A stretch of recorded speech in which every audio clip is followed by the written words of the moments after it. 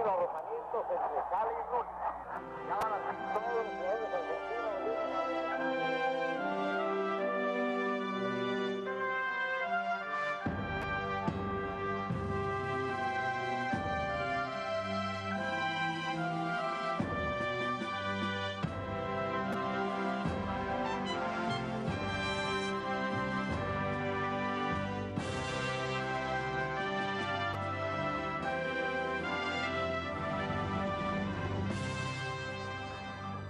Era agosto de 1969.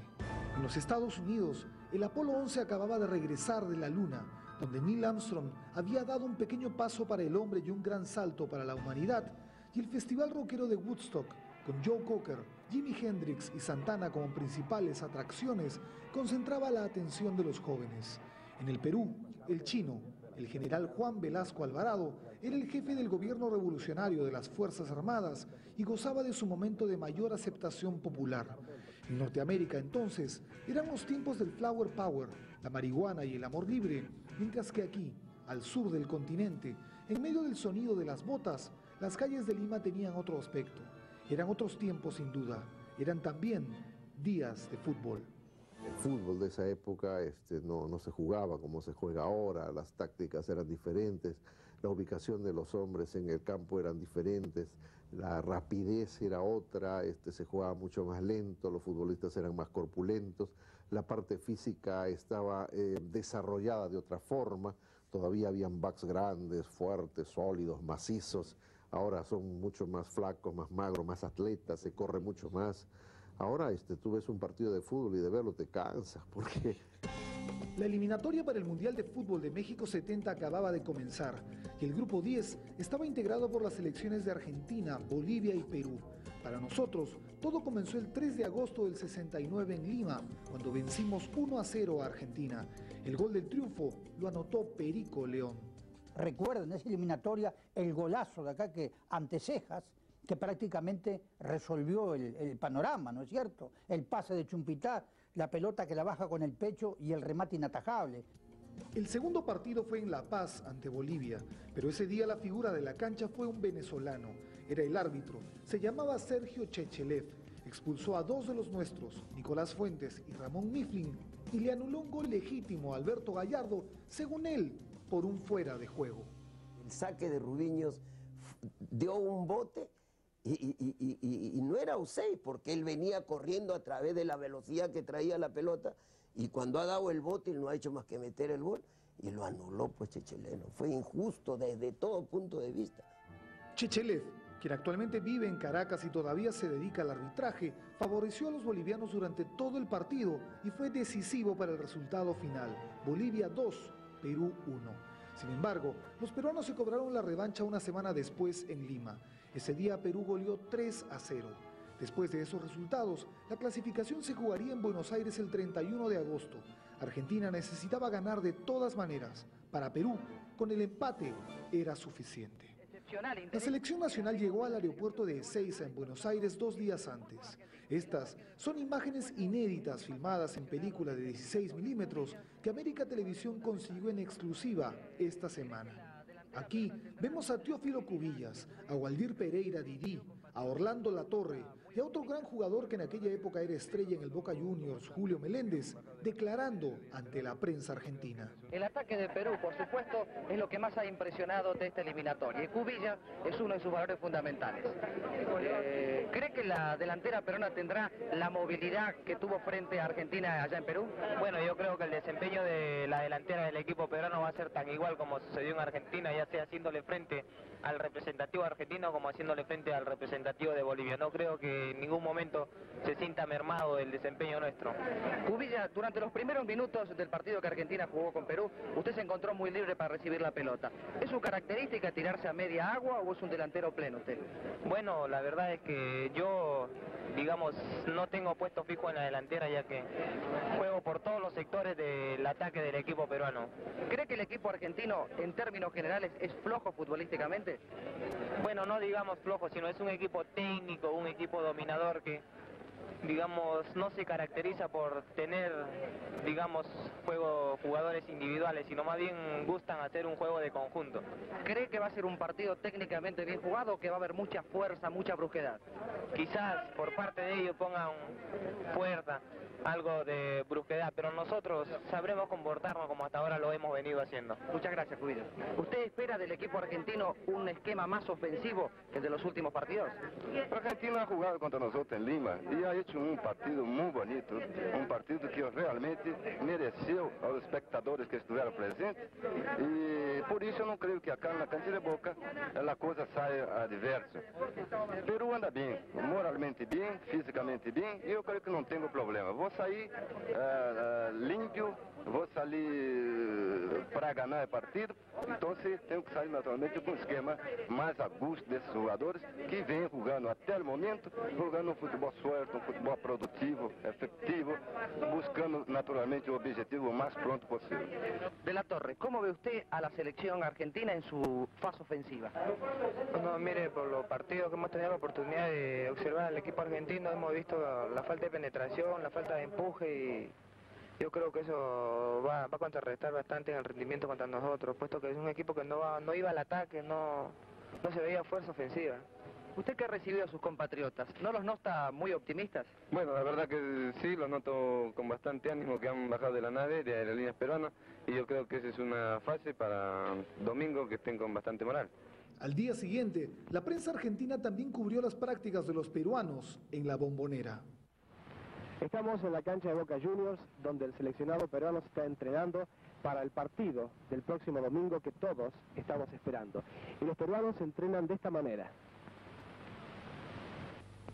A través de estas imágenes, nunca antes vistas en la televisión peruana, vemos a todo el plantel de jugadores nacionales haciendo calentamiento ante la atenta mirada de la prensa argentina.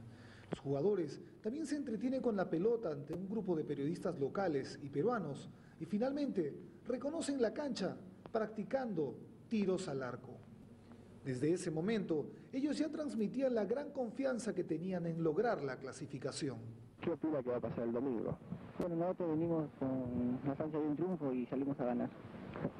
Buena suerte y ojalá que sea un buen partido, pero naturalmente que ganen los argentinos. Claro, Hasta luego.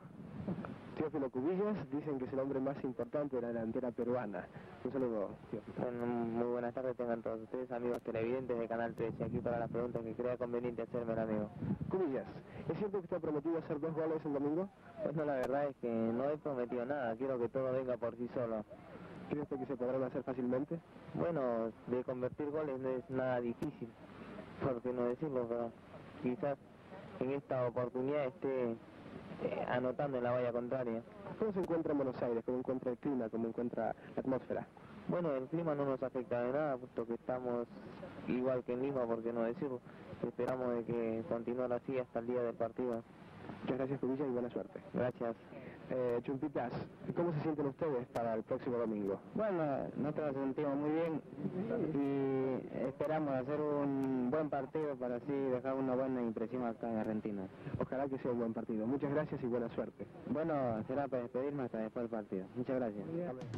Ya todo estaba listo para el decisivo encuentro ante Argentina, pero no solo los jugadores estaban optimistas, la prensa peruana también estaba entusiasmada. En los titulares se leía que Perico León bombardearía a los locales, que los peruanos iban a amansar el estadio y que hasta los argentinos también temían un bombonerazo. Y comenzó el partido moviendo la pelota del equipo de Perú. Desde el comienzo Perú demostró que esa era su tarde. Jugó la pelota con tranquilidad, dominó el mediocampo, no renunció a su fútbol de toque, lo que exasperaba a los argentinos, y se convirtió en el dueño de la situación. El equipo peruano mandaba en la Bombonera.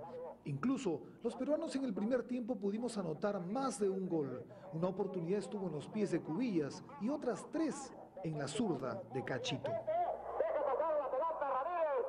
Tiene el centro sobre el área izquierda. Y trabaja con el cuerpo para entra Cachito solo frente al arquero. La pelota rebotó en la mano de cruzado. Sale muy cerca, nuevamente cruzado, pica adelante, cruzado ahora para Ramírez. Entra Ramírez, pica sobre el arquero y finalmente saca. Sinceramente, no le tenía confianza a nadie ese Cachito. Y inclusive eso fue lo que favoreció, ya que los argentinos no conocían a Cachito Ramírez, conocían a Gallardo, conocían a Bailón, a Perico León, a Cubillas, pero no sabían que Cachito era un hombre rápido. Pero no solo se trataba de velocidad, también hubo algunas criolladas, como cuando Pedro Perico León se rompió el pantalón para enfriar el partido y evitar que Argentina se fuera encima del arco peruano, como cuando Chale decidió entregarle al árbitro las botellas que caían desde la tribuna. Con una jugadita de brazos dejó en ridículo a uno de sus rivales. Y hubo otras de Chale, cuando se burlaba de ellos sacándoles la lengua y provocándolos verbalmente, o quizás la más recordada, cuando tomó la pelota con las manos y se la puso en la cabeza al mediocampista Rulli. Eso también les demostró a los argentinos de que había un equipo que les estaba jugando de igual a igual, ¿no? Y parece ser también que el público se exacerbó con ese gesto. Los jugadores se dieron cuenta, los argentinos se dieron cuenta de que había un equipo a quien había no solamente que empatar, sino ganar, y que hoy iba a ser difícil porque estaban en su día, en su tarde, ¿no? Fue en el segundo tiempo que llegaron los goles.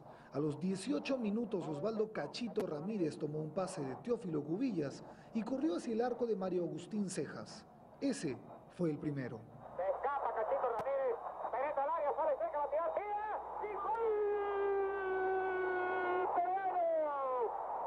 y En aquella época, hace 30 años, no existía siquiera repetición. Pero hoy, a pesar de que la señal no es de las mejores, una repetición virtual nos permite ver por dónde se le pasó la pelota a Mario Agustín Cejas. Esta conquista increíble, una conquista que no se esperaba. El empate argentino llegó 16 minutos más tarde. Lo convirtió Albrecht de penal después de un lanzamiento algo peculiar. Hoy, sin duda, ese disparo se hubiese repetido. Todos están fuera del área, abre listo para el penal, va a ejecutarlo, tira y ¡gol! Pero las esperanzas argentinas se desvanecieron rápidamente. Solo 2 minutos después, Cachito volvió a enmudecer a todo un país. La perdió ahora Perfumo, arranca sobre el centro, Cachito Ramírez a velocidad, sigue entrando, va a tirar, tira sobre el arco y ¡gol! Con sabor a galletas de Solano D'Onofrio de Perú. La repetición virtual muestra que Cejas arañó la posibilidad de evitar la eliminación argentina. Exactamente a los 37 minutos. Como consecuencia de otra falla. Perú campeón. Faltaban 9 minutos para que terminara el partido y Perú ya estaba prácticamente clasificado. Pero a los 43 llegó el gol de Rendo, que después de llevarse a más de medio equipo entró junto con la pelota al arco peruano, haciendo renacer las esperanzas argentinas.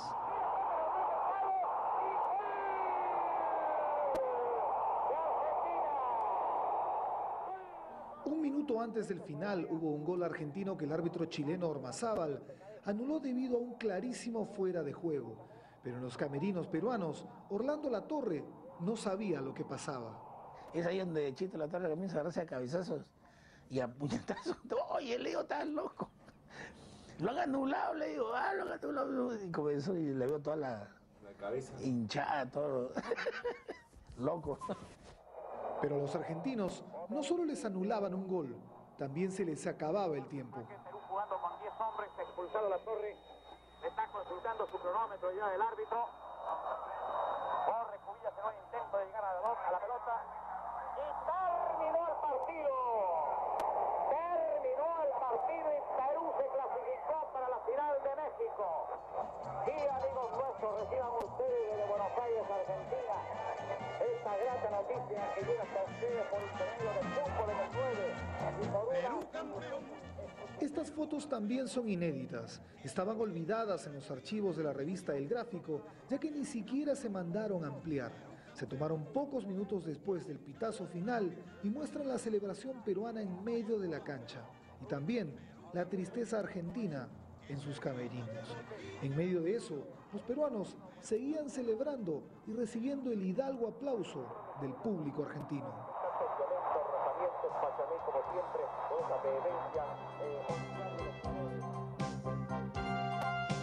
Poco Tiempo después, en los camerinos peruanos, Cachito, ya convertido en el verdugo de la Bombonera, era el más asediado por la prensa. Cruzado y La Torre jugueteaban ante las cámaras. José Fernández se cambiaba de ropa con una sonrisa de oreja a oreja.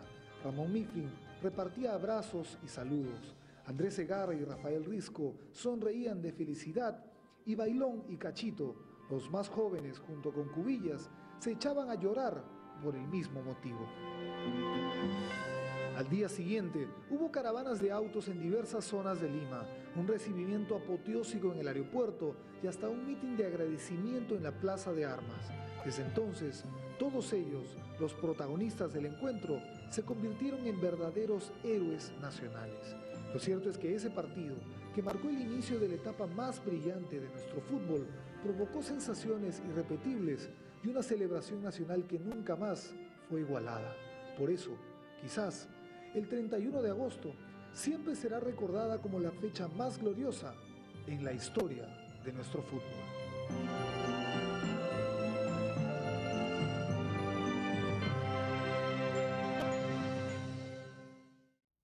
Estas páginas corresponden a la revista argentina El Gráfico, que salió a la venta el 2 de septiembre de 1969, solo 2 días después de que la selección peruana clasificara al Mundial de México 70. En la página 10 de esta edición, en la que los periodistas argentinos buscan a los culpables y lanzan duras críticas contra su selección, una foto resalta por sí sola. Son los 11 jugadores peruanos posando ante la prensa argentina minutos antes de que comenzara el encuentro. 30 años después, ¿qué fue de la vida de esos 11 deportistas peruanos? ¿A qué se dedican ahora? ¿Dónde viven y qué hicieron en las últimas 3 décadas? Esta es la historia de esta foto y de sus 11 protagonistas. El primero de la fila de arriba es Eloy Campos, marcador derecho. Él nació en Lima en 1942. Le decían el doctor porque al marcar a los delanteros del equipo contrario, los operaba sin anestesia. Gracias a él, se inventó la frase, pasará el delantero o la pelota, pero nunca los dos juntos. Debutó profesionalmente en 1959 con Sporting Cristal, equipo en el que jugó durante 15 años consecutivos y se retiró en 1974. Después fue entrenador del Cristal y de algunos otros clubes como el Cienciano, el Aurich, el Boys y el Minas. Hasta hace medio año trabajó para el Ministerio de la Mujer como asesor deportivo, pero ahora está sin empleo. Actualmente vive en el Callao, tiene 57 años, 4 hijos y una nieta. El segundo de los parados es Rafael Risco Albán, marcador izquierdo. Nació en el Rímac el 26 de diciembre de 1945. Jugó en el Municipal, Alianza Lima, Arica, Defensor y Die Strongest de Bolivia y se retiró en 1975. Es contador público de profesión y en los últimos años también se dedicó a enseñarle los secretos del fútbol a menores de edad en una academia junto a otras figuras aliancistas. Tiene actualmente 53 años. El tercero es Luis Cruzado Sánchez, mediocampista.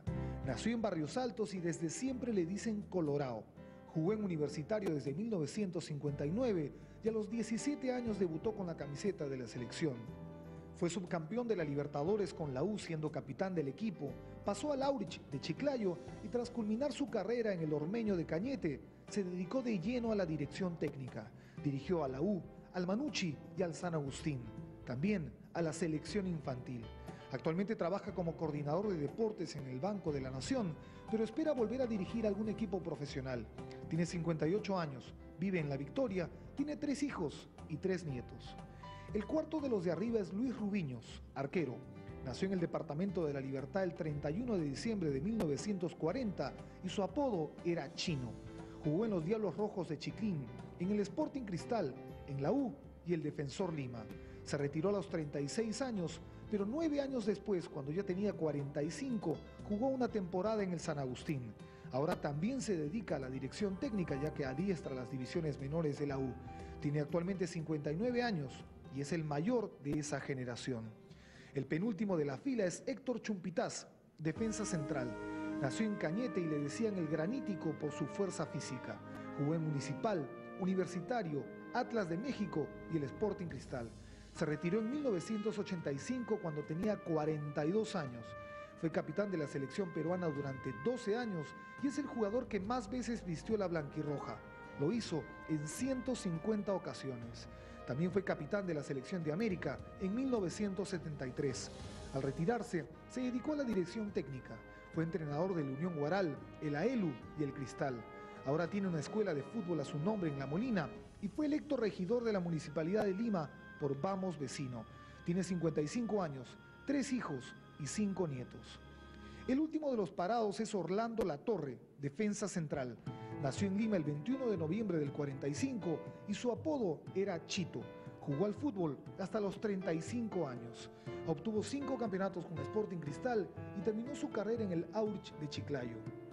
Desde 1980 se dedica a la dirección técnica. Ha entrenado al Aurich, Municipal, Boys, Huaral y otros equipos. Tiene 6 hijos y 3 nietos. Tuvo una academia de fútbol, trabajó en la Municipalidad de Ventanilla y actualmente alquila algunos departamentos que adquirió en su época como jugador. Tiene 53 años. El primero de la fila de abajo se llama Julio Bailón Aragonés, puntero derecho. Nació en Nazca el 10 de diciembre del 50. Jugó al fútbol hasta los 34 años tras pasar por Alianza Lima, el Fortuna y el Hamburgo de Alemania y el Rochester Lancer y el Washington Diplomatic de los Estados Unidos. En 1982 volvió al Perú y después de dirigir al UTC de Cajamarca y otros equipos amateurs, se dedicó a los negocios. Puso una fuente de soda, una boutique y ahora se dedica a la venta de ropa al por mayor. Tiene 49 años, 5 hijos y 2 nietos. El segundo es Roberto Chale Olarte, mediocampista. Nació en Lima el 24 de noviembre del 46 y se hizo famoso como el Niño Terrible. En el Perú jugó profesionalmente en el Centro Iqueño, Universitario, Defensor, Sport Boys y Cristal. También jugó en el Ecuador y en Venezuela. Al retirarse pasó a ser entrenador de fútbol. Dirigió a varios equipos profesionales e incluso a la selección nacional en la etapa clasificatoria para el Mundial de México 86. Años después, estuvo internado en una clínica de rehabilitación de adictos al alcohol. Ahora ha vuelto a la dirección técnica al frente de la U. Tiene 52 años, 4 hijos y un nieto. El siguiente es Pedro Pablo León, centro delantero. Nació en Lince el 29 de junio de 1943. Su apodo es Perico. A los 16 años debutó profesionalmente en el Alianza Lima y tras una brillante carrera como goleador en el Perú, a mediados de los 70 viajó al exterior para jugar en el Barcelona del Ecuador y el Galicia de Venezuela. Al retirarse, viajó a los Estados Unidos, donde radica desde 1984. Tiene 56 años, 2 hijos y trabaja en un taller de telas en New Jersey. El cuarto de la fila de abajo es Teófilo Cubillas Arizaga, delantero. Nació en Puente Piedra hace 50 años y hasta ahora le dicen el nene. Jugó en el Alianza Lima, Basilea de Suiza, Oporto de Portugal y el Strikers de Fort Lauderdale en Miami. Tras una carrera brillante como futbolista en la que logró ubicarse como el 5º goleador en la historia de los mundiales, fue entrenador de la Alianza, firmó varios contratos publicitarios, es comentarista de televisión y dirige una clínica de fútbol para menores en Perú y en los Estados Unidos. Actualmente sigue siendo el rostro más representativo del fútbol peruano a nivel internacional. Tiene 3 hijos, el mayor de ellos también juega al fútbol y por el Alianza Lima. El último es Osvaldo Ramírez Sandoval, puntero izquierdo. Nació en el Callao el 28 de marzo de 1947. Debutó profesionalmente en 1966 con los colores del Sport Boys y desde entonces le dicen Cachito. A partir del 70, después del Mundial de México, jugó en la U, equipo con el que consiguió el subcampeonato de la Libertadores 2 años más tarde. Después vistió la camiseta del Atlético Español de México y terminó su carrera en el Sporting Cristal. Se retiró del fútbol el 31 de enero del 82, a los 34 años, después de haber logrado convertirse varias veces en el goleador del campeonato profesional peruano. Fue dirigente deportivo y actualmente, a los 52 años, trabaja en el Departamento de Relaciones Públicas de una conocida cervecería. Esa es la historia de esta foto, la que muestra a los 11 protagonistas, hace 30 años, de la más grande hazaña futbolística de todos los tiempos. La mañana del 1 de septiembre de 1969, una melodía semi-desconocida tomó por asalto el dial de todas las radios de cada rincón del país. De golpe y por un momento, los pegajosos temas de la nueva ola, alguno que otro de los clásicos boleros y valses de la época, quedaron de un lado. Una nueva melodía irrumpió violentamente en las emisoras y no dejó de sonar por varios días más. La tonadita era más o menos así. Perú campeón, es el grito que repite la afición. Perú campeón, dice en cada palpitar mi corazón. Fue en el archivo personal que cuidadosamente guarda Alfonso Ramón Alfaro, una especie de ordenada y completa biblioteca musical, a donde acudimos en la búsqueda de uno de los discos más vendidos en la historia musical del país. Tengo como 700 cintas de audio, tengo más de 20.000 grabaciones, no discos sino grabaciones, nos tomó un poquito más, y por supuesto que tengo entre todas ellas el Perú campeón, pues aquí está. Hablar de un disco compacto en esa época era todo un sacrilegio. Por esos años, la oferta musical venía envuelta en los viejos y recordados discos de acetato, los pequeños de 45 revoluciones o los grandes, los de 33. En medio de esa jungla musical apareció silenciosamente el tema Perú campeón.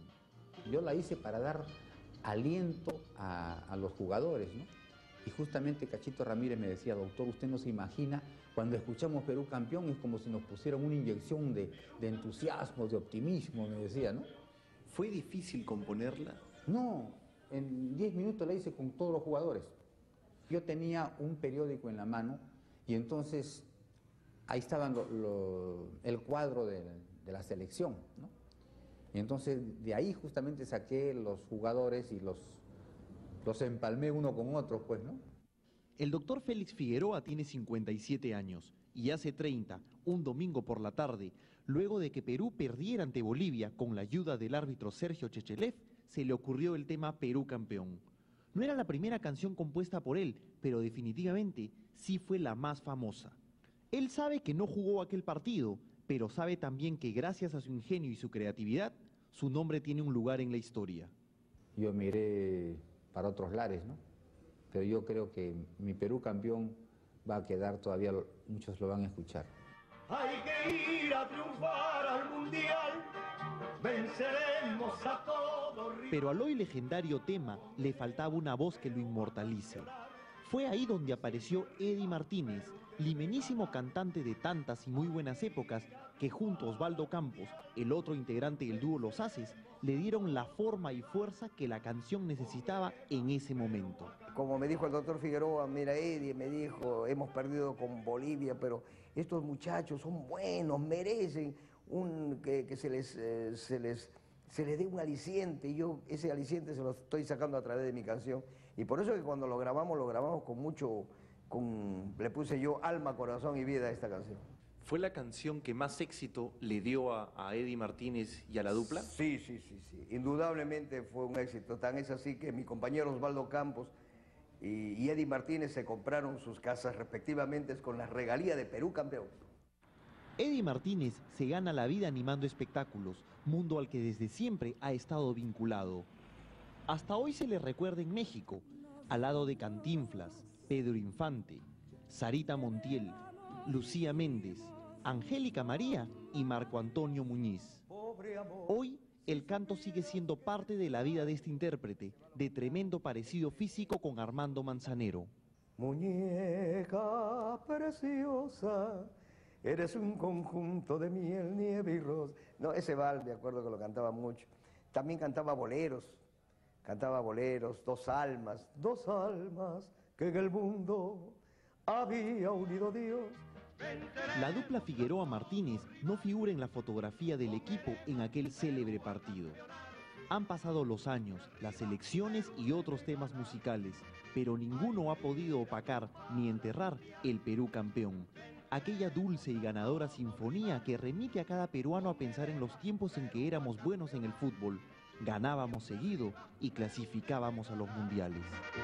Con Rubillos en el arco, la defensa es colosal. González Orlando, La Torre, Nicolás Fuentes y Chumpitas, Yanemifrin y Cubillas, y el gran Perico León, Bailón y Alberto Gallardo completan la selección. El Deportivo, ¿ves? El Clarín, sí. Una herida de 30 años. Así es. sea que usted se acuerda de ese partido, señor. Sí, ¿cómo no me voy a acordar? Sí. 2-2, ¿no? 2-2. ¿Y qué fue él el que metió el gol? Los dos. Ah, claro. Y la vida de 30 años. A pesar de la tormenta de Santa Rosa, una verdadera tempestad que esta semana convirtió a Buenos Aires en una ciudad oscura poco después del mediodía, este es un lugar que a Osvaldo Ramírez Sandoval le trae muy buenos recuerdos. Aquí, en la capital argentina, Cachito convirtió los 2 goles más importantes de su vida. Aquí, en la hoy remozada cancha de Boca Juniors, clasificó al Perú por primera vez a un mundial de fútbol. Y aquí, la gente, el hincha, todavía lo recuerda como el verdugo de la Bombonera.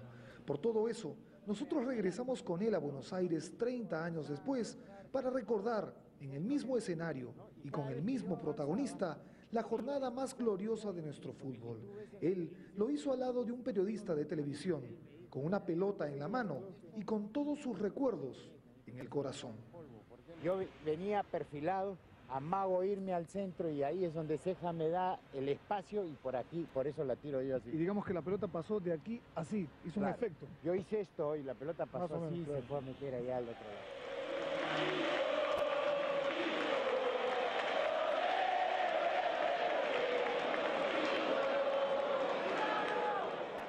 Esta es la cancha más mítica de la Argentina. Se llama La Bombonera y es el estadio del Club Atlético Boca Juniors. Es domingo por la tarde y Boca juega contra Chacarita, un clásico porteño, por el campeonato local. Lo que seguramente pocos hinchas recuerdan es que aquí hace 3 décadas, un peruano, un chalaco de 22 años, enmudeció a todo el estadio, a toda una nación. Ese hombre se llama Osvaldo Cachito Ramírez y este lunes al mediodía, al día siguiente de ese Boca Chacarita y ya con la Bombonera vacía, regresó con nosotros a la cancha en la que inmortalizó la camiseta número 22. Yo los 2 goles los hice en izquierda.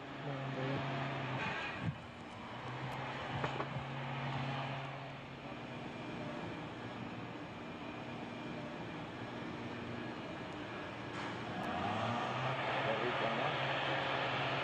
Qué lugar tan histórico para el Perú, ¿no? Nunca antes, Cachito Ramírez había hablado de esa jornada en la propia Bombonera ante una cámara de televisión.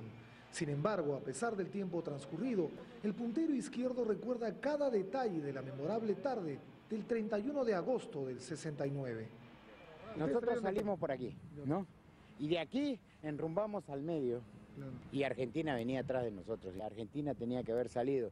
Entonces, lógico, colocaron por los parlantes una música de aplausos para que el contagio de la gente fuera de igual. O sea, primero los aplausos del disco y luego la gente. Entonces la gente comienza a aplaudir. Pero cuando se da cuenta que realmente quien sale es Perú, entonces la gente se calla, la gente que está acá en la tribuna se calla, ¿no? Pero el disco no, y mientras sacaban el disco, los aplausos seguían. Entonces nosotros, si se quiere, salimos entre aplausos. Cachito Ramírez también recuerda otras anécdotas, como lo que ocurrió con él en el entretiempo y con Roberto Chale poco antes de que Argentina anotara su primer gol de penal. O sea, yo estaba en el camarín sentado y de repente una voz que se me acerca y me dice: oye, lechero, ¿a qué hora vas a hacer gol? ¿No? Ya, tío, no fastidie, era don Julio Natter, el jefe de equipo que había sido dirigente del Boys, el equipo donde yo jugaba, ¿no? Le digo, ¿qué número tengo en la espalda? 22, ya 2 goles en el segundo tiempo, ¿no? En el campo nosotros no hemos tenido ningún problema. Ahora, pero a Chale le tiraban un par de pataditas de vez en cuando. Sí, bueno, pues eso fue en el penal. Y detrás de Roberto estaba Marzolini, ¿no? Y Marzolini es un jugador alto, rubio, y Roberto estaba parado en la media luna. Y detrás de él Marzolini voltea y le dice: papacito eres, mira lo que me pierdo por ser hombre. Entonces el otro, lógico, le mete la patada y Roberto intenta meter un cabezazo. Y yo, que estaba al costado, lo que hago es sacarlo a Roberto, ¿no? Entonces, un poco que esas fue las pequeñas, si se quiere, trifulcas que hubieron en el campo. Sin embargo, lo que Cachito Ramírez recuerda con total claridad y con lujo de detalles son evidentemente sus 2 goles. El arco argentino, digamos. Claro, este es el arco argentino. Y yo recibo un rechazo a la mitad del campo y la paro de pecho. Bajo la pelota, amago ir hacia el centro y me vengo por la punta izquierda. y avanzo unos 20 metros y se la toco a Teófilo Cubillas.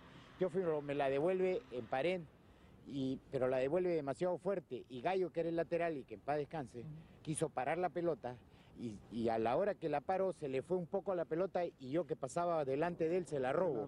Y inmediatamente a esta altura de aquí comienzo a entrar yo en diagonal. ¿No? ¿Siento por acá? Una vez que, claro, yo comienzo a entrar en diagonal. El gol debo haberlo hecho un poco más adelante todavía. ¿Sí? Sí. Yo calculo que el gol lo debo haber hecho de acá. Ahí. Más o menos de ahí. De aquí, exacto. Claro. Entonces, yo venía perfilado, amago irme al centro, y ahí es donde Ceja me da el espacio, y por aquí, por eso la tiro yo así. Y digamos que la pelota pasó de aquí así, hizo un efecto. Yo hice esto y la pelota pasó así, y se fue a meter allá al otro lado.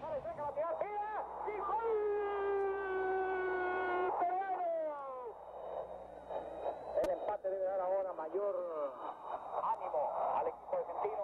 En el ataque argentino yo regresaba, y en lugar de regresar a mi puesto, ¿no?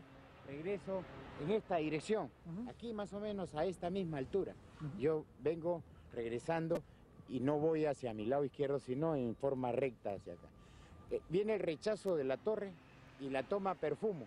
Entonces yo sigo avanzando, y justo cuando la tiene Perfumo, quiere tirarla al área nuestra, y Roberto levanta, Chale levanta el pie y le choca en la planta, y la pelota sale disparada hacia mí, ¿no? Entonces yo recibo la pelota. Sí, yo recibo la pelota aquí, ¿no? Y Gallo estaba aquí, a un par de metros mío. Entonces él supuso que, siendo zurdo, yo volteara hacia la izquierda. Lo lógico era que usted se fuera para así es. Pero en lugar de voltear hacia allá, yo volteé hacia allá y comencé a avanzar en esta dirección. Hacia allá. O sea, yéndome hacia el arco. Yo seguía avanzando por este lado, y lógicamente nadie me cruzaba. Claro. ¿Por qué? Porque estaban todos lejos de mí. Claro. ¿No? Y yo seguía avanzando, y cuando yo llegué a esta altura, aquí más o menos, ¿no? Avancé un poquito más, y Cejas estaba casi ya al borde del área grande. Ya. Entonces yo lo que hice fue, con esta parte de aquí, con la parte externa, bombearle la pelota a Cejas. Entonces cuando yo le sombreo la pelota, Mario Agustín se da cuenta que yo le estoy pasando la bola por encima, y da un paso atrás, y lo que hace es volar hacia atrás y manotearla. O sea, cuando él hace esto, él manotea la pelota, pero volando hacia atrás. Y la pelota lo único que hace es tratar de amortiguarla, y comienza a dar bote, y entra al ángulo. Ahí, ¿no? Así Ahora, es, ¿puede repetir el disparo? Sí. Yo pateo así. Y la pelota ya en esa dirección. Sigue entrando, a tirar, tiro al arco, y Cuando la pelota venía dando botes hacia el arco, había un recogebola, que el recogebola se agarra la cabeza como queriendo que la pelota no ingresara. Y ustedes se abrazan, si no me equivoco, se abrazan acá. Ahí, claro, porque yo sigo corriendo hacia acá, y aquí nos reunimos todos.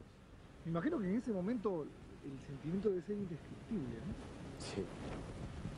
Son cosas, es que esas son las cosas que uno no puede escribir, con palabras al menos. Yo me puedo ir al grado más superlativo, ¿no? Decir, mira, sentí una alegría inmensa que no la debo sentir en este momento. Claro. Por más que esté recordando 30 años después y en el mismo lugar, ¿no? Me es difícil. Me es difícil, porque lo que yo pueda encontrar en el grado más superlativo no alcanza realmente a lo que uno vivió. Y cuando termine el partido, con mayor razón, porque es una clasificación, es un premio, un sacrificio enorme de muchos. Pero Cachito Ramírez no solo se reencontró con sus recuerdos, también volvió a abrazarse 30 años después, tal como lo hicieron inmediatamente después del partido con Mario Agustín Cejas, el arquero argentino que no pudo evitar los goles del verdugo. Un gusto, volverte a ver, a pesar que cuando nos vimos a andar, nos volviste loco. El encuentro se produjo en un café ubicado en el cruce de las calles Pueyrredón y Santa Fe, en pleno centro de Buenos Aires. Allí estaban ellos dos, los dos protagonistas de aquel partido memorable, dos amigos de hoy que ayer estuvieron frente a frente jugándosela por su país. Yo siempre supe diferenciar cuando se pierde bien o cuando se pierde mal. Nosotros ahí perdimos muy bien. El equipo de Perú ese fue fantástico y tuvo la mala suerte en el Mundial de encontrarse con Brasil, ese Brasil del 70, que los dejó afuera, pero si no hubiese llegado a jugar a la final, Juan, fenómeno, tenía un montón de jugadores bárbaros, así que perdimos bien como consecuencia de que el otro equipo era mejor y punto. Yo he estado revisando los gráficos de aquella época, yo en esa época tenía solo 6 años, y me parece que usted fue uno de los mejores de la cancha, ¿o estoy equivocado? Sí, no, sí fue, yo no lo quise decir, porque... que lo diga él, yo lo voy a decir. Si nosotros no goleamos ese partido fue gracias a Mario Agustín, y no es porque él esté presente, siempre lo he dicho. Yo recuerdo que habré tapado un montón de situaciones, pero claras, no de esas que uno se tira, sino casi mano a mano, no definiendo él o yo, Dicen que como Argentina quedó eliminada en la Bombonera, nunca más usaron ese estadio para las eliminatorias, ¿verdad? Es que no se usaba, se usó porque pensaban que con la presión de la gente, que es más cerquita del estadio y todo, los contrarios se iban a achicar. Pero yo lo viví a través de jugar muchos años también en buenos equipos, pero en Santos, nadie. Quien sabe jugar no se asusta, aunque lo pongan sin alambrado olímpico, ¿no? Yo le decía. Tras una larga charla y varias tazas de café de por medio, ambos se despidieron. Mario Agustín Cejas partió rumbo a la sede del Racing Club, donde actualmente trabaja, y Cachito volvió al Perú unas horas después, trayendo consigo todos sus recuerdos y dejando atrás a la Bombonera, mudo testigo de lo que ocurrió aquella tarde, la que el número 22 de la selección peruana no podrá olvidar jamás.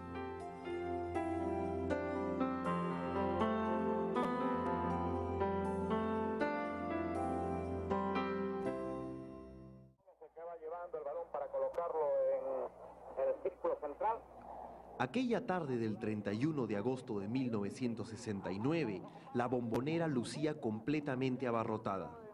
Casi 60.000 personas se habían acercado hasta el Estadio de La Boca para presenciar el final de la eliminatoria.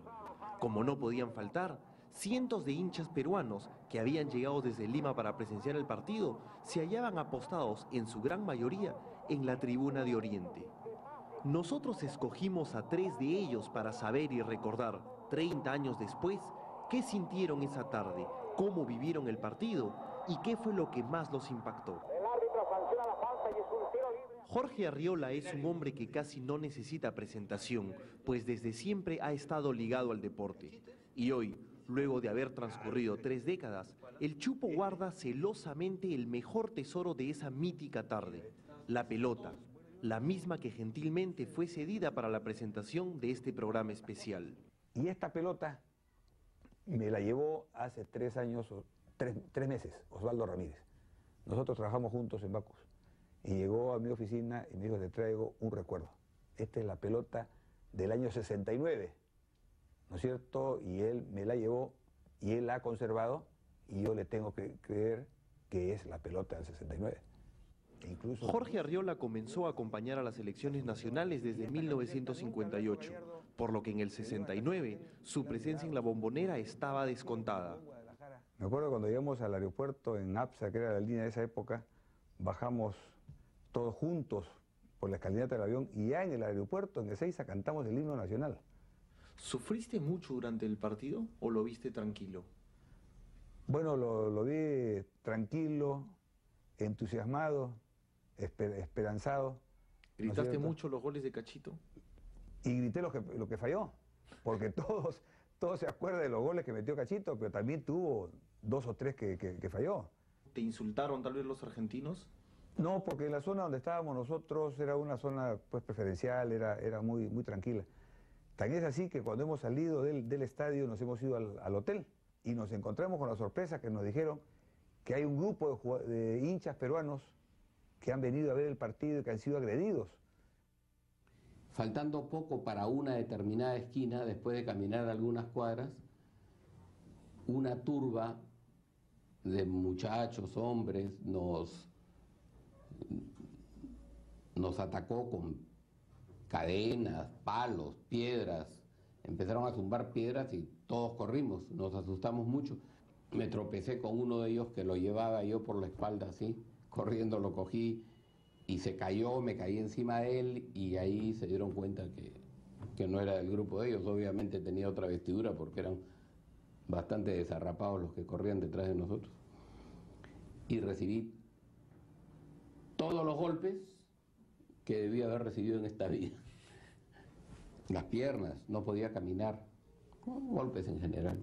Te diré. Aparte, lo más grave fue lo de las costillas, que no podía respirar porque me dolía hasta el alma. Ángel Arata es otro de los peruanos que jamás olvidará aquel día, pues la felicidad por la clasificación se vio empañada por un episodio triste e imborrable. Estando en el estadio nos tiraban bolsas con todo lo que te puedas imaginar. También nos tiraban monedas, creo que estaba muy devaluada en ese tiempo la moneda argentina, no es como ahora, y nos tiraban monedas que zumbaban y dolía mucho. ¿Se acuerda qué le gritaban los argentinos a ustedes? Te lo digo. No. Pero lo más suave, decían Perú campeón, y nos asombró todas las... Perú campeón, será en bolitas o en ping pong. Así nos decían. Peruanos, Argentina te saluda, la puta que te parió. En 1969, Alberto Vega tenía 29 años. Era dueño de una agencia de viajes que llevó a más de 80 personas a ese partido y recuerda con exactitud algunas vivencias de esa tarde. Caminamos tranquilos hasta nuestros asientos y lógicamente ya comenzó los insultos de los argentinos que estaban tras nuestro, delante de nuestro, ¿no? Y comenzaron, después del primer gol, comenzaron a llover los pesos argentinos que tiraban de todo lado. ¿Les tiraban a ustedes o tiraban a la cancha? No, tiraban a nosotros. Pero ahí tuvimos todo el tiempo, los 90 minutos, ahí alentando a nuestro equipo. ¿Cómo fue la salida del estadio? Una vez que terminó el partido, ¿cómo fue? No, sí, los ómnibus que tenían los peruanos estaban con las lunas rotas. O sea, el ómnibus que me tocó a mí por lo menos no estaba con los parabrisas rotos, ¿no? Pero los otros ómnibus de las otras agencias o de otras personas estaban sí rotos porque el público se portó mal. Y esto que habíamos empatado, si ganamos nos matan. Tan solo un puñado de sufridos hinchas peruanos atesoran el mejor recuerdo de nuestro fútbol. La desazón de los 60.000 hinchas argentinos jamás podrá superar la alegría de quienes tuvieron el privilegio de asistir a un partido inolvidable. ¿Qué tipo de jugador era Perico León? Yo fui un jugador más. No fuiste un jugador más, no seas modesto. Gracias. Fue un complemento de los grandes jugadores como Chumpi, como Roberto Chale, como El Cabezón, como Cruzado. Tantos cracks, hermano lindo, que te contagiaba. Perico, cuando se retiró del fútbol, ¿sabía que ganarse la vida en el otro campo laboral era tan duro? No sabía. La verdad que no, porque todo el tiempo jugando el fútbol, cosa que, aparte de un trabajo, me gustaba lo que hacía, pero ahora es muy diferente, muy distinto, muy distinto. Se tiene que sudar bastante. ¿Cuánto tiempo más tardará para que los peruanos te tengamos en Lima? Yo creo que pronto. Pronto porque mi deseo es ir al Perú. Soy peruano, nací en Perú. Añoro Perú. Y vamos a ver qué pasa. El tiempo lo dirá.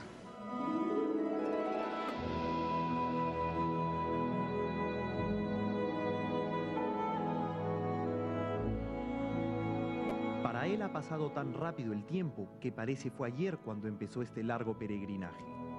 Jamás pensó que aquella vez que salió del país sería la última. Jamás se imaginó que pasaría casi 25 años viviendo fuera del Perú, lejos de su familia, sus amigos, sus afectos. Jamás creyó que el fútbol no duraba para siempre, si acaso algo dura para siempre, y que había que ganarse la vida de otra manera, ya no más pateando una pelota como a lo largo de su brillante época como futbolista.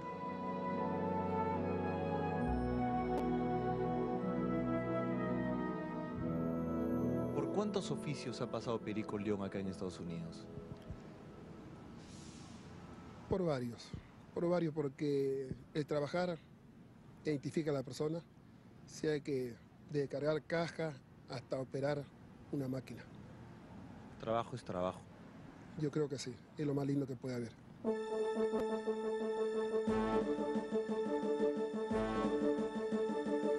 La semana pasada nosotros viajamos hasta New Jersey, Estados Unidos, para encontrarnos con Pedro Pablo León García, el ex gran futbolista de Alianza Lima y las selecciones peruanas, hoy con 56 años de edad. A poco más de media hora del aeropuerto de Newark, tomando la ruta 46, llegamos al condado de Patterson, donde se halla la factoría textil donde él trabaja. Allí lo encontramos, rodeado de ensordecedoras máquinas, pero sobre todo de un profundo y sincero calor humano que sus compañeros de trabajo, en su gran mayoría compatriotas, le suelen regalar a cada instante. Allá, y con ellos, el popular y querido Perico León pasa las horas y los días, escondiendo tal vez la idea de un pronto retorno. Después del Mundial de México 70, Perico fue vendido al Barcelona de Guayaquil. Luego pasó al Galicia de Venezuela y a los 33 años le dijo adiós al fútbol. De un momento a otro, Pedro Pablo León se quedó sin trabajo y sin saber qué hacer. ¿Por dónde empezar?, se preguntó más de una vez. Entonces la vida, su vida, empezó nuevamente de cero, desde abajo. Empiezas a trabajar en Venezuela. En una fábrica de un señor Onésimo López, lavando radiadores de carro con ácido. Ese fue mi primer trabajo. La primera gota que me cayó al zapato me rompió la media, pero ese era mi trabajo. ¿Fue difícil, Perico, aceptar ese cambio de haber sido un futbolista a empezar a trabajar en un oficio muy distinto? Imagínate, bastante difícil. Todo el tiempo jugando el fútbol, hacía las cosas que yo sabía hacer, alguna cosa que tenía que aprenderla y me costó. Trabajó en varios oficios a lo largo de sus 11 años de autoexilio venezolano, hasta que un día dijo basta. Corría el año 1984 y quería probar el sueño americano. Primero se fue para Houston, luego se mudó a Los Ángeles y finalmente se instaló en New Jersey. Ahora vive en una casa en el condado de Garfield junto a su esposa y sus 2 hijas. Es mi esposa, mi hija la mayor. ¿Cómo se llama? Claudia Paola. Es mi cuñada, la esposa de Babalú Martínez. Esta es mi hija la segunda, Gina Patricia. Tu esposa se llama Dora, ¿no? Dora, sí. ¿Cuántos años de casado con Dora, Perico? 23. Otra vida. La adoro, la adoro, la adoro. He logrado que mis hijas sean una profesional y eso es lo que uno quiere para sus hijos. Es la satisfacción personal. Efectivamente. Acostumbrado plenamente a la vida en New Jersey, Perico está siempre al tanto de las novedades de nuestro país por el permanente contacto que mantiene con su compadre Teófilo Cubillas y con Jorge Arriola. Y si se trata de afectos gastronómicos, no tiene problemas, porque en Patterson las tiendas con productos peruanos son moneda corriente. Coca-Cola, por favor. Los payares. ¿Te acostumbraste a vivir en Estados Unidos, a estar lejos de tus afectos, de la gente en el Perú? Los primeros años no, cuesta. Siempre añoras, extraña, la familia, a los amigos, al barrio, pero paulatinamente va pasando el tiempo y te vas adaptando. Un día de hace 5 años, Perico León se quedó sin trabajo. Entonces decidió acercarse a Claudio Parraguirre, empresario chileno propietario de una factoría textil, para pedirle un lugar en la empresa donde además trabajan otros peruanos, como Víctor Hurtado, Hugo Gastulo y Juan Letrani. Parraguirre, conocedor del exitoso pasado de Perico, no dudó un instante y le dio el empleo. ¿Qué siente usted al tener como empleado a una gloria del deporte peruano como Pedro Pablo Perico León? Para mí es un orgullo, sinceramente, porque cuando siempre estoy en la calle, Perico trabaja contigo, oh sí, Perico, entonces ya para mí es, ¿sabes? Es un orgullo. ¿Qué tipo de persona es él? Buena persona, excelente, como persona excelente, como amigo, muy bien. De él no tengo nada que decir, todos los días está en sus horas, nunca falta el trabajo, siempre. Para mí eso es importante. Lo quiero mucho, Claudio. Me siento cómodo en decirlo porque me dio la mano cuando más necesitaba. A solo 15 minutos de su casa, en el número 555E de la calle 31, en Patterson, se halla la empresa Coral Dyeing and Finishing Corporation, compañía donde Perico trabaja como operario de máquinas que realizan el proceso de teñido de telas para luego ser distribuidas dentro y fuera de los Estados Unidos. La rutina mía es venir a las 6 de la mañana, prender la máquina a las 7, trabajar hasta las 3 o hasta las 11 de la noche, cuando hay overtime. Y igual, el día siguiente lo mismo, es una costumbre. ¿Acostumbrado ya a esto? Acostumbrado y también me siento como si fuera mi casa, unos compañeros extraordinarios, un grupo de chilenos, peruanos, yugoslavos, con todo el mundo me llevo bien. Adiós, gracias. Nómbrame algunos jugadores de antes, de más o menos de tu época, de Alianza Lima. Pitín Segarra, Bailón, Teófilo Cubillas, Babalú Martínez. Ya sé que tu persona, el mejor número 9 del mundo. Si tú lo dices así será, papá. Si tú lo dices así será. Me alegra trabajar contigo, Pedro. Se le ve fuerte. Se come bastante. Hay que tener mucha fuerza para cargar la tela, ¿no? Más que todo un poquito de maña, ya costumbre, entonces ya se te hace un poquito fácil. Los primeros días sí me costaba. Tú sabes que toda la vida jugué el fútbol, entonces para trabajar costó. Esos son los dos polos del nene. Hombre tímido si los hay, a Perico le cuesta demasiado esconder sus emociones. Por eso la alegría en su rostro al ver los regalos que algunos de sus amigos le habían enviado desde Lima. Póntela, Perico. Póntela. Póntela, Pedro. Póntela, Pedro. Y ahí se tiene que poner la celeste, ahí.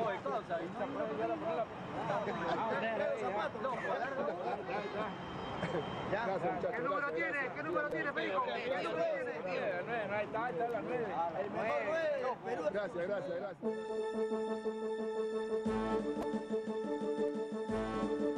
Hablar de Perico León es hablar de la generación del 69. Aquel maravilloso equipo que nos llevó a México 70, que jugaba un fútbol alegre y vistoso y que se metió en el corazón de todos los peruanos. Y si bien Perú contaba con grandes jugadores, si no hubiera sido por aquel memorable gol de Perico a Argentina en Lima, la clasificación al Mundial se hubiera tornado más complicada de lo que en realidad fue. 30 años después, Perico recrea casi con exactitud aquella jugada, aquel gol, aquellos tiempos. Mire la jugada entre Oriente y Norte, sale Nico, se la da Chumpi amaga 1-2, yo le pego el grito, le digo, ¡ya! Entonces Chumpi levantó la cabeza y me la pone en el pecho con una precisión extraordinaria, estaba en medio de Basile, Marzolini,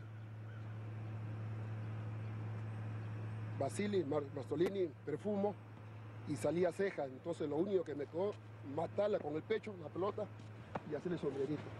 Y no entraba, entonces yo le soplaba, entra, se demoraba una eternidad hasta que entró la pelota, y imagínate, el grito del estadio, fue una cosa pero impresionante.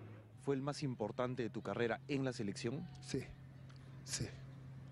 Era un equipo que yo creo que vino de otro planeta, porque todos eran jugadores fuera de serie, una hermandad, un respeto, una ayuda que ahora no la veo, una ayuda total, Chumpi atrás guapeando, Chito guapeando, José Fernández y yo adelante y el nene, era una cosa pero fantástica, hermano. Pero si el episodio de la Bombonera es para los peruanos la más grande hazaña de nuestro fútbol, esto se debe, en forma casi exclusiva, a 3 puntuales circunstancias del partido: los goles de Cachito, la personalidad y picardía de Roberto Chale y la criollada de Perico para romperse el short y enfriar el partido. Te puedo decir que fue una luz que se le prende a uno, de ver la impotencia en ese momento, unos 3, 4, 5 minutos, que se venían encima, entonces lo que atiné fue romperme el short. ¿Cómo te lo rompiste, por ejemplo? Bueno, en una forma, abrí tanto la pierna, miré que no me vea nadie y me jalé la parte de abajo. Entonces quedó como una falda, de lo cual el referee me decía que yo avance, me levanté la falda, el calzoncillo, entonces teníamos una truza azul abajo, era un suspensor, y la gente pensaba que estaba desnudo. Estaba desnudo. Era por mi color. Entonces los argentinos gritaban y ahí valió para que Waldir Didi entre y dé unas indicaciones precisas y el partido se empató, gracias a Cachito Ramírez, a la fuerza de todos los otros, a la voluntad de cada uno y al deseo de dejar al Perú siempre en alto. ¿Qué extraña Perico León de su época como jugador? Aquellos momentos cuando estaba en el entrenamiento, con una broma, con los jugadores, con mis compañeros. Todo se extraña. ¿Perico León fue un gran jugador? Para el público, para los hinchas que tuvieron la suerte de verme, dicen que yo fui uno de los mejores jugadores, me considero uno más. ¿Qué siente Perico al tener nuevamente puesta la blanquirroja? Imagínate, quisiera tener 15 años, como te digo, 18 años, y salir al campo de nuevo, por el túnel del Estadio Nacional, y mostrarle al público cómo es el fútbol. Cuando salía Perico León jugando por la selección peruana con esa camiseta, ¿con ganas de qué salía? De hacer todas las cosas bien, de triunfar, de ganar, de gritar, de saltar, de todo, hermano. Perico nació un 29 de junio de 1943, día de San Pedro y San Pablo. De aquella fecha heredó el nombre que poco tiempo después pasaría a segundo plano. A la distancia, Perico recuerda con nostalgia aquella infancia en la humilde casita del barrio de Garcilaso, en Lima. Vivíamos en un callejoncito, los hermanos, pero muy feliz, sumamente feliz. A veces había para comer un seco, a veces había para comer un plato de frijoles o un huevo frito con arroz, pero sumamente feliz, contento. ¿Cuántos hermanos eran, Perico? Éramos 13, ahora quedamos 7. ¿Ahí aprendiste a jugar? En la calle, viendo a mis hermanos, viendo a mis amigos, aprendí a jugar. ¿Descalzo tal vez? Siempre, porque no tenía para poner un par de zapatos de fútbol. Pero sin zapatos se juega mejor. No había ningún problema. Ahí empieza a curtir la suela ya. Efectivamente, y a romperse las uñas, el dedo gordo. ¿Siempre te gustó el arco? ¿Siempre te gustó ser delantero? Siempre, maestro. Donde quema la papa, ahí estoy yo. Llegó a la Alianza Lima cuando tenía 8 años y a los 15 ya estaba debutando en primera. Fue 3 veces campeón con el equipo de La Victoria y se dio el lujo de integrar la delantera junto a Julio Bailón, Pitín Segarra, Teófilo Cubillas y Babalú Martínez. ¿Quién le puso a Pedro Pablo León la chapa de Perico? El señor Alfonso Sousa Ferreira. Me dijo, escoge. Había una canción muy conocida, Chivirico. No sé si tú recuerdas, Chivirico. Entonces me dijo, escoge entre Chivirico y Perico, que yo bailaba mucho. Entonces le dije Perico. De hoy día me dijo, va a ser Perico. Y que un Perico, hasta que me muera. ¿Alianza es el amor de tu vida? Aparte de mi familia, sí. Primero mi familia, después Alianza. ¿Algún día volverá Perico León a entrar al estadio de Matute? Quisiera. No me hagas esa pregunta porque creo que estoy soñando. ¡Hola, Perico! Hola. ¡Oye, Machado! Tipo humilde y sencillo este Perico León. Tipo, además, bonachón, nostálgico, soñador, afectuoso. ¿En qué juegas tú? Delantero. ¿Delantero? ¿Te gusta hacer goles? ¿Como quién quiere ser? Como Pelé. Como Pelé. Caramba. No lo dice abiertamente, pero sueña con que aparezca alguna oferta de trabajo desde Lima para poder instalarse definitivamente en el Perú, lugar donde está su gente y donde está él en cada corazón del hincha de fútbol que sigue preguntándose qué será de la vida de Perico León.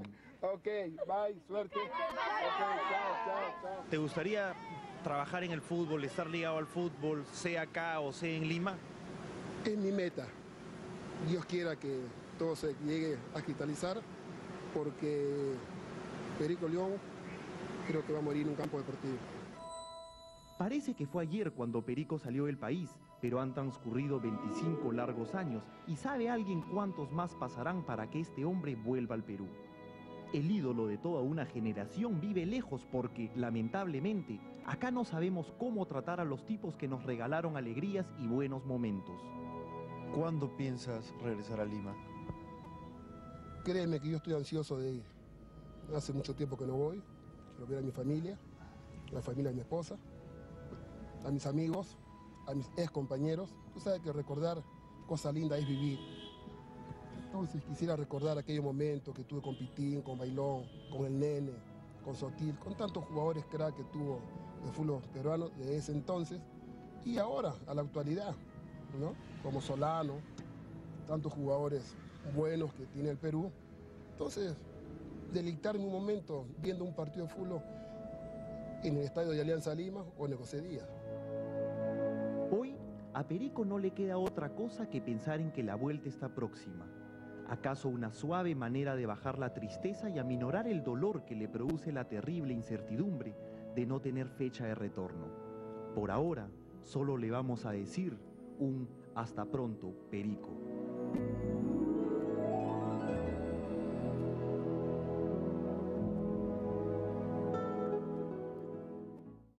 partido clásico, es un partido que no va a pasar de moda. Es que dejamos de ser el peruano oprimido. Sí, 30 años. Y se nos pasó toda una vida, ¿no? Toda una vida. Sí, se llama Roberto Chale Olarte y ya tiene 52 años de edad. Pero para todos los hinchas del fútbol siempre será el niño terrible, aquel joven irreverente que hace 30 años, en la achoradísima cancha de Boca Juniors, en la misma Bombonera, trató de igual a igual a los argentinos con los que nos jugábamos la clasificación al Mundial de México 70. A ellos los encaró durante todo el partido, los provocó verbalmente cada 5 minutos y hasta les golpeó la cabeza con la pelota alguna vez para exasperarlos. Se trataba solo de unos cuantos gestos, es cierto, pero eran gestos y actitudes que demostraban la inmensa personalidad de este mediocampista y que transmitían al resto del equipo la confianza necesaria para lograr esa verdadera hazaña deportiva. Había que jugar pisando la pelota, haciendo guachas, triangulando, haciendo paredes, que no se vaya la pelota muy lejos, controlando el balón, de tal manera exasperar al rival que está apurado. Otra botella dentro de la cancha. Otra botella más. No se puede conseguir. ¿Cómo puede ocurrir esto? La botella la sacan de la cancha con la mayor naturalidad. Yo crecí en Magdalena, estudié en el colegio La Huaca, que era una cosa importante en el barrio. Y ahí destacaba cuando soltaban una pelota. Entonces, nació una habilidad conmigo diferente a los demás. No tenía la habilidad. Claro.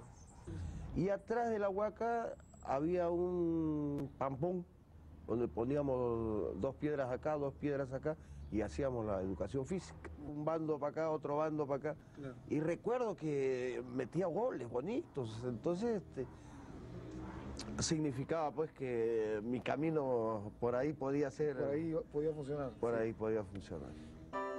No tenía más de 13 años y ya se había formado un pequeño clan de estrellas del fútbol alrededor suyo.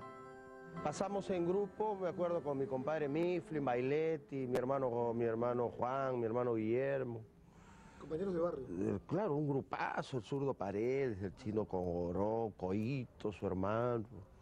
Y así un montón de gente, los Reiters, que jugábamos bien, jugábamos. Y éramos empedernidos jugadores de todo el día.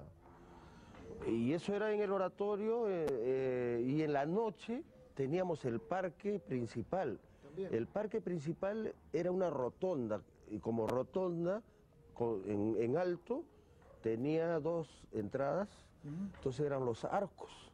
Claro. Y se jugaban unos campeonatos, pero de muerte. Pero en ese tiempo los patrulleros nos correteaban por jugar pelota. 4 patrulleros a las 11:30 de la noche y se daba fin al día. Claro. ¿Se da? Ese era el pitazo final. Ese era el pitazo final. Poco a poco llegó la hora de enfrentar otros retos, como el de jugar al fútbol profesionalmente. Así llegó la camiseta del Centro Iqueño, la de la U y los partidos oficiales contra rivales de mayor magnitud, más experimentados, más mañosos. 6-6 paso al universitario, donde comienza la importante carrera profesional y campeonatos internacionales, partidos internacionales, encontrar compañerazos de Nicolás Fuentes, Dimas Segarra, Humberto Argueda, Lucho Cruzado. Gente a la que usted veía de repente con cierta admiración. ¿No? Así es, éramos un equipo muy bueno que le ganaba a los argentinos en River, en Avellaneda Racing, claro. Al Rosario, empatábamos con Rosario, o sea, no, jugábamos con Independiente y ganábamos. No, o sea, era un equipazo. ¿Eso para ustedes fue un antecedente para lo que pasó después en la Bombonera? Fue efectivamente, yo jugué contra Bilardo Estudiantes en la Copa Libertadores, un equipazo también el de ellos, pero que jugaban el antifútbol, ¿no? Era un hoyazo, era unas malas jugadas de arteras, malas intenciones, jugaban con aguja. ¿Es verdad esa anécdota? Tiraban codazos a mansalva sin que uno esperara. ¿Es verdad esa anécdota de las agujas? Claro, ellos jugaban con todo. De un momento a otro alguien le puso a Roberto Chale la camiseta de la selección. Y en agosto de 1969 comenzó la etapa eliminatoria para el Mundial de México. Los rivales eran Bolivia y Argentina. Así, casi sin darse cuenta, llegó el partido más importante de su vida. El 31 de agosto de hace 30 años. Nosotros éramos mejores que él. Y como te digo, nosotros tuvimos una preparación psicológica de parte del entrenador, que teníamos una mística, una seguridad, una fe, que éramos mejores. ¿Dónde estuvo el secreto de su éxito? Probablemente en enfrentar de igual a igual a los argentinos, sin pensar que allí se jugaba la clasificación a un mundial de fútbol, prácticamente como si se tratara de la misma canchita de Magdalena en la que jugaba cuando era niño. Ese sentimiento de barrio trasladado a la mítica Bombonera, utilizando todos los ingredientes necesarios para desmoralizar al rival, fueron claves para el resultado final. ¿Dónde surgió el hecho, por ejemplo, tan famoso y tan recordado de tomar la pelota y darle en la cabeza? Bueno, Rulli me pega una patada cuando están sacando, creo que el Nene Cubilla me saca un lateral, la domina y siento una patada por atrás en el muslo. Y en ese momento el referee termina el partido, entonces yo me quedo con la pelota en la mano. Y lo veo a Rulli que pasa por mi lado y una reacción de amargura, de barrio, de va cenando. Y eso pasó. Y se convierte eso en una cosa de bajarle la moral a toda la Argentina, porque reaccionaron. El único que no reaccionó fue Rulli, que él se retiró para que el referee me echara a mí, pero no pasó nada. En ese tiempo no había tarjetas amarillas ni rojas, entonces cuando te expulsaban te botaban así a la mano, ¿no? Después de algunos años llegó el retiro, con pena y sin gloria, como generalmente pasa en nuestro fútbol. Tras eso, le esperaba la dirección técnica. Primero fueron algunos equipos profesionales, después la selección nacional, otra vez una eliminatoria, otra vez Argentina. Viene Argentina y le ganamos con gran actuación de Reina a Maradona, que lo saco a marcarlo a Maradona y jugamos 10 contra 10, Valdano, Pasarela, Filol, no sabían qué hacer. Sí, estaban locos. Burruchaga, todos nosotros los peruanos lo bailamos y le ganamos y fuimos con chance a Argentina.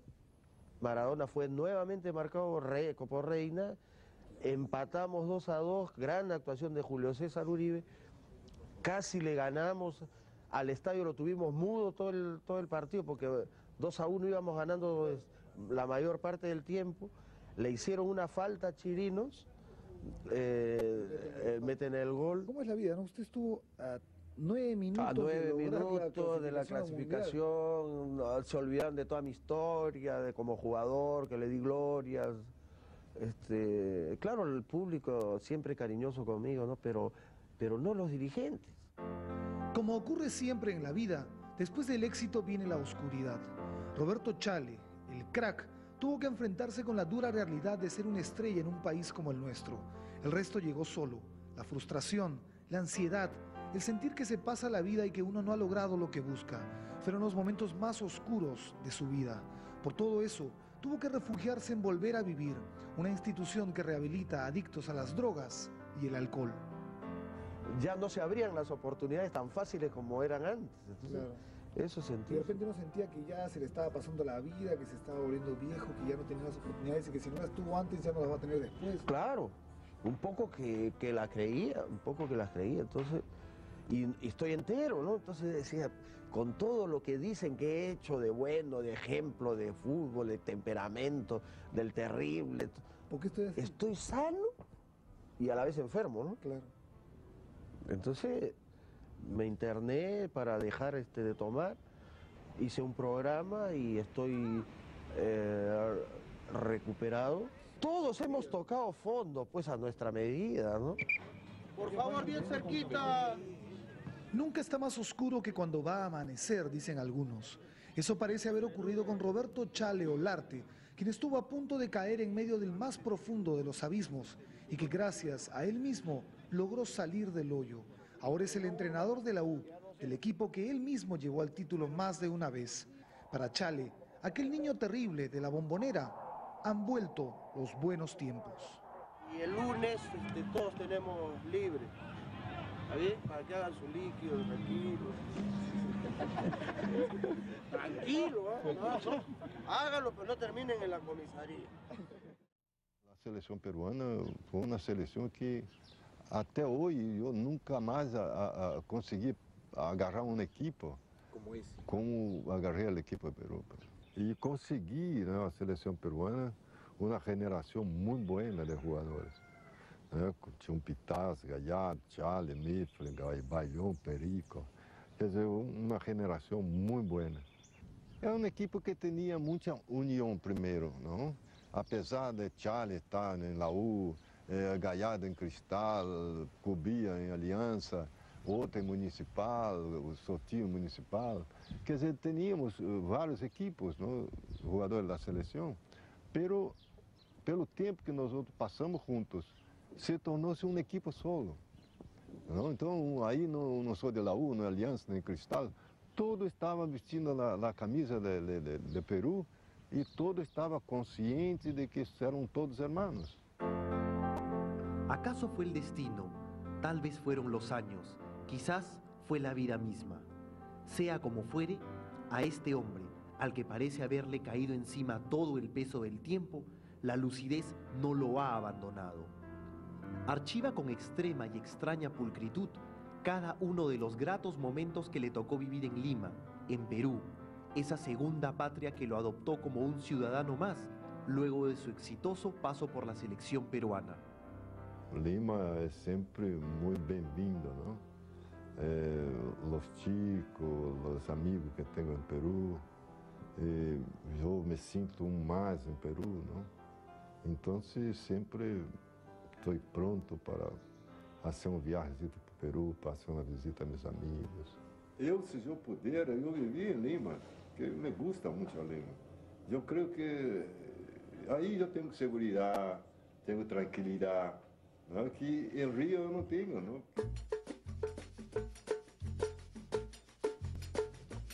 Esta semana viajamos a Río de Janeiro para conversar con el hombre que supo ganarse el cariño de todo el Perú, por el carisma y la simpatía que irradiaba su fina estampa de crack de antaño, silueta de estirado cigarrillo negro, fiel compañero de toda la vida. De 14 anos. Vai fumar 8 cigarros quando jogava, não? 8 cigarros, 7, não passava de 10. Pero na eliminatória do Peru, eu fumava 2 cajetillas e meia, pues. De cigarrillos. De cigarrillo, pues. E não conseguia, porque eu era aparentemente uma pessoa tranquila, pero por dentro eu estava morrendo, pues. Tinha a mão que parecia que tinha uma pedra de hielo na mão, pues. Waldir Pereira, o simplemente Didi, anda ahora por los casi 71 años de vida. Ha pasado mucho tiempo desde que los peruanos dejamos de tener contacto con él. Se sabía que estaba enfermo, se decía que no lo abandonaban los males en la columna, se comentaba que no podía caminar. Hoy, Didi ha vuelto a caminar. Lo hace con la dificultad propia de una tercera y reciente operación a la cadera, pero eso a él le importa poco. Lo verdaderamente valioso para Didi es que puede valerse por sí solo, eso sí, con la ayuda de un bastón. Eu estou bem, felizmente. He tenido alguns problemas de saúde, pero he hecho a operação da coluna por 3 vezes e agora estou em fase de recuperação, fazer fisioterapia, natação, caminhada, que eu perdi um pouco o equilíbrio, né? Pero todo está bem, porque antes eu sentia muitos dolores e agora não, agora já estou bem, não sinto nada, só está faltando hacer os exercícios e a recuperação, né? Alejado del bullicio y el movimiento de Río de Janeiro, Waldir Pereira pasa las horas y los días en su enorme casa de Campo Grande, poblado ubicado a 50 kilómetros al noroeste de Copacabana. Allí, junto a su esposa Giomar, su hija Lía y su nieta Danaira, el ex técnico encuentra la paz necesaria para iniciar el proceso de recuperación.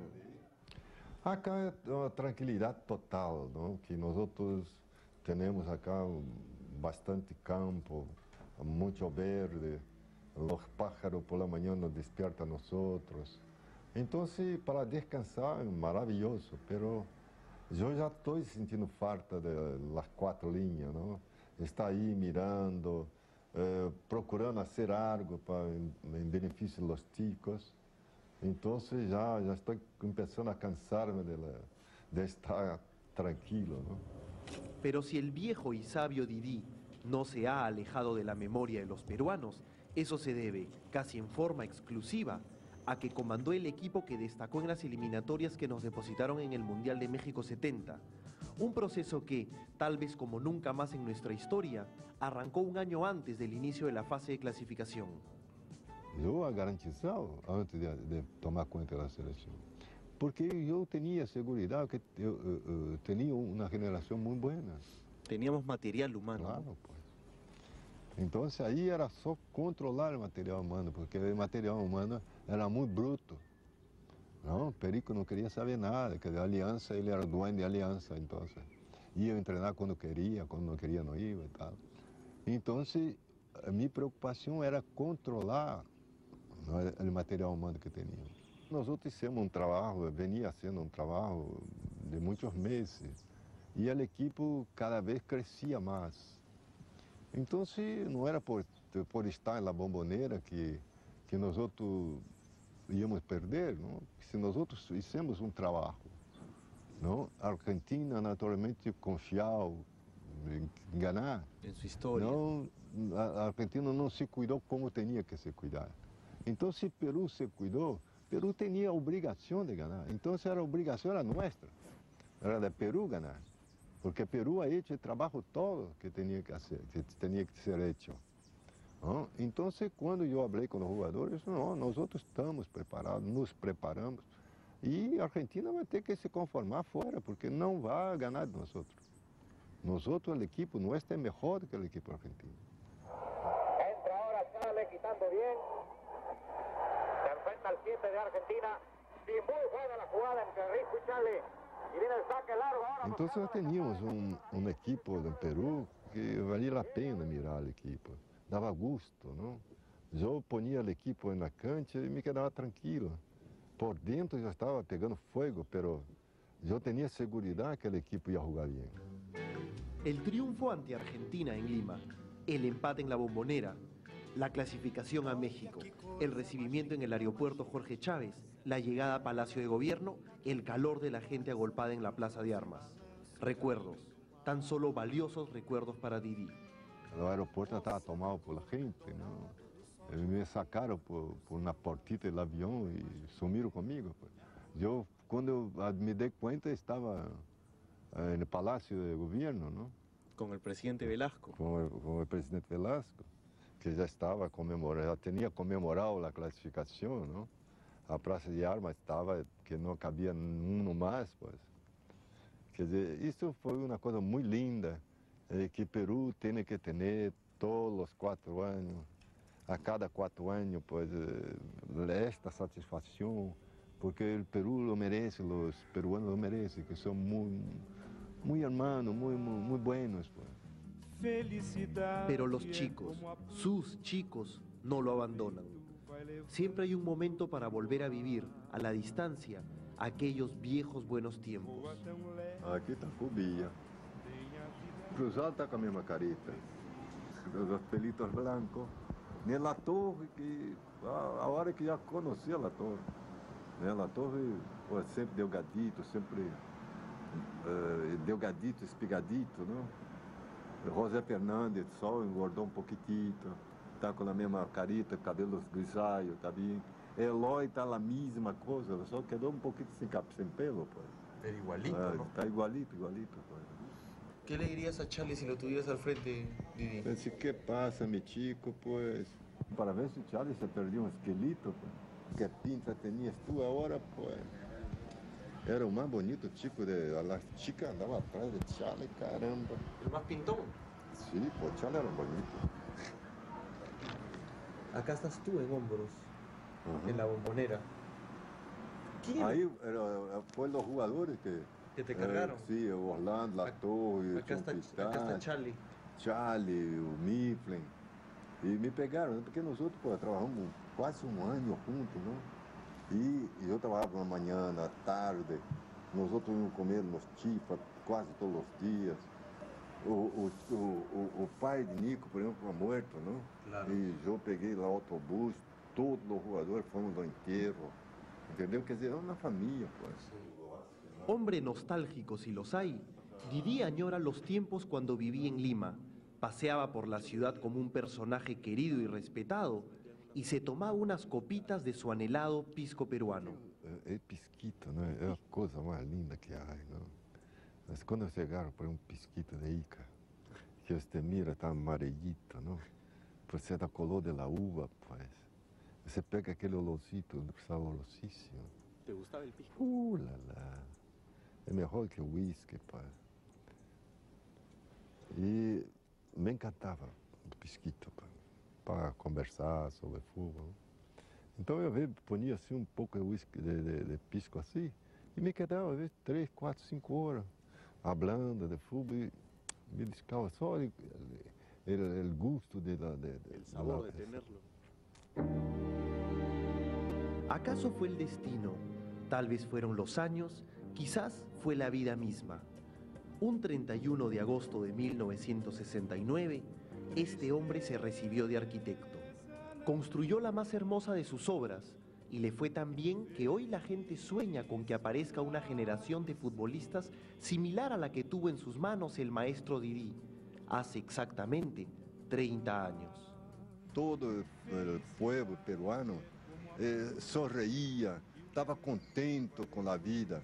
E o que eu espero que Peru se vuelva a ter esta mesma alegria. E o que eu puder fazer para que os peruanos tenham a mesma alegria de 1969-70, se eu puder fazer, eu lo hago para mirar o sorriso saboroso que tinham os peruanos. Tristeza não tem fim, felicidade.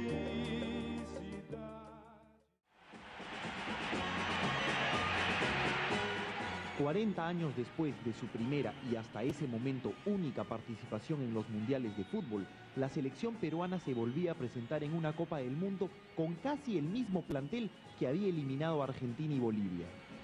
Antes del inicio de México 70, Chumpitaz, Chale y Perico León encabezaban las listas de posibles figuras del equipo peruano. Pocos tenían confianza en un muchachito nacido en Puente Piedra, que respondía al nombre de Teófilo Cubillas Arizaga y que contaba con apenas 21 años. Lo que no había logrado en las eliminatorias del 69, donde solo anotó un gol, lo consiguió en ese mundial.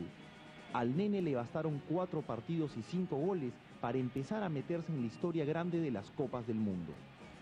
Fue definitivamente la figura del equipo peruano y fue, además, otro Teófilo Cubillas el que los peruanos logramos apreciar en México 70.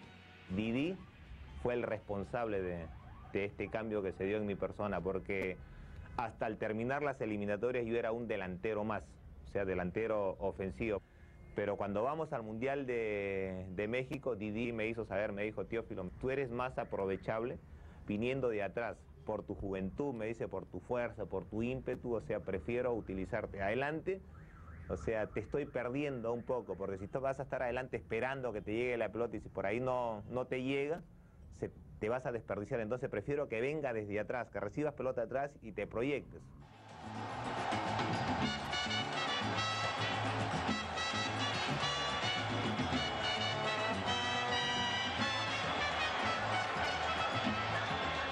Perdíamos el partido 2-0.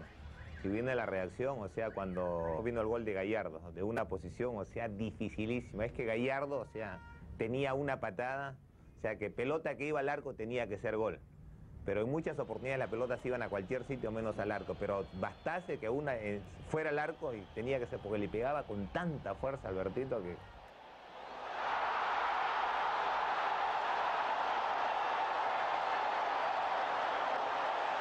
Después vino el gol de tiro libre de Chumpi, en donde Garambas él más o menos había visto. Nosotros nos colocamos delante de la barrera para taparle la visión al arquero y Chumpi la colocó por ahí mismo, por donde estábamos nosotros. Nosotros partimos de la barrera en el momento preciso cuando él iba a disparar y vino el...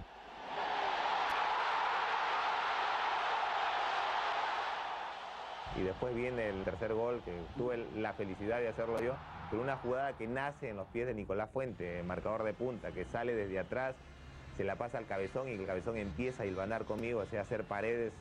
Hicimos 2 paredes, o sea, yo eludo a un jugador, me saco al otro hacia la derecha y saco un disparo, o sea, al palo cambiado del arquero. O sea, el arquero piensa que la pelota va a ir cruzada a su derecha.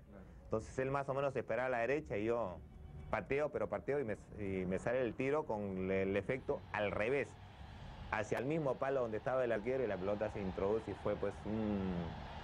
Tu festejo hasta ahora es muy comentado porque te metes una carrera como de 40 metros. Así es, y me rompe la camiseta Perico, o sea, al jalarme me rompe la camiseta y, o sea, reacciono de una manera, o sea, con una felicidad. Esa toma congelada, o sea, dio la vuelta al mundo, o sea, la verdad una toma muy bonita que cada vez que la veo, o sea, preciosa. Y de ahí viene el partido con Marruecos. Un partido también muy complicado por los africanos, ¿no? El primer tiempo, si no me equivoco, queda 0-0.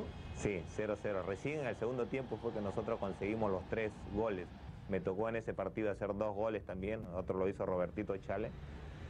Pero 2 goles, o sea, con mucho oportunismo, o sea, que llegué a una oportunidad, vi un rebote, entré, convertí después otro, una pelota que me saca mi compadre Sotil, me la deja atrás. Disparo hacia un costado del arquero marroquí y a celebrar. Fue nuestro segundo triunfo y de paso la clasificación, porque prácticamente con esos 2 resultados positivos ya estábamos en la siguiente etapa. ¿Cómo fue ese partido con Alemania? ¿Cuál era la idea de Didi? ¿Cuál era la idea de ustedes antes de ese partido? Bueno, la idea de Waldir era ganar ese partido para no tener que enfrentarnos a Brasil, porque ya sabíamos que de perder nos tocaba Brasil. Pero lamentablemente nos enfrentamos a un equipo que conocía el oficio, donde estaba Franz Beckenbauer, donde estaba Gerd Müller, Overath, Uwe Seller, o sea, tenían un equipazo, Seth Mayer en el arco, que era...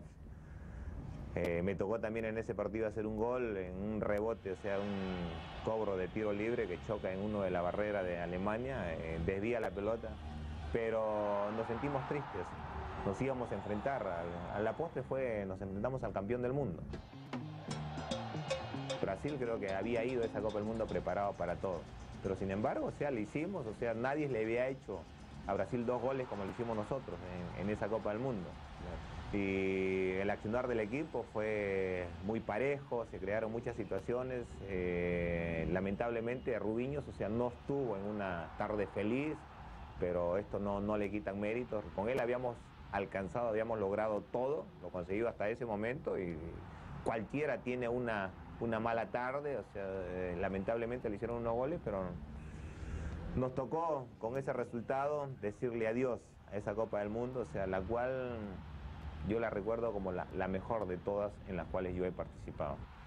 Todo lo que yo logré, todo lo que alcancé en esa Copa del Mundo fue por los compañeros que tuve, o sea, siempre les viviré eternamente agradecidos a todos los muchachos que estuvieron conmigo en ese Mundial, por eso es de mi aprecio, de mi estimación, de mi cariño a todos ellos y todo cuanto pueda hacer por ellos, o sea, feliz de la vida.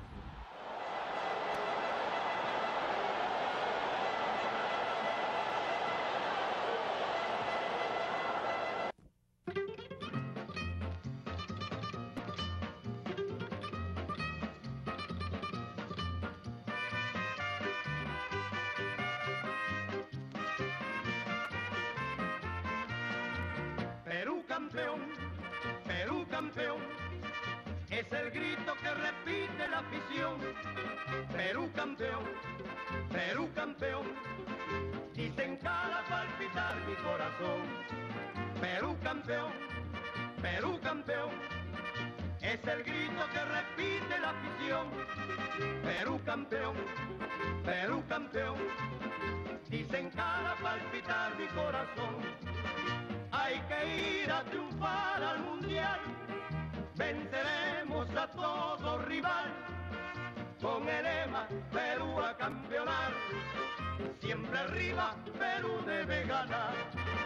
Hay que ir a triunfar al mundial, venceremos a todo rival, con el lema Perú a campeonar, siempre arriba Perú debe ganar. Con Rubiños en el arco, la defensa es colosal, González, Orlando, La Torre, Nicolás Fuentes y Chumpitas, Chalemí, Prin y Cubillas y el gran Perico León, Bailón y Alberto Gallardo, completa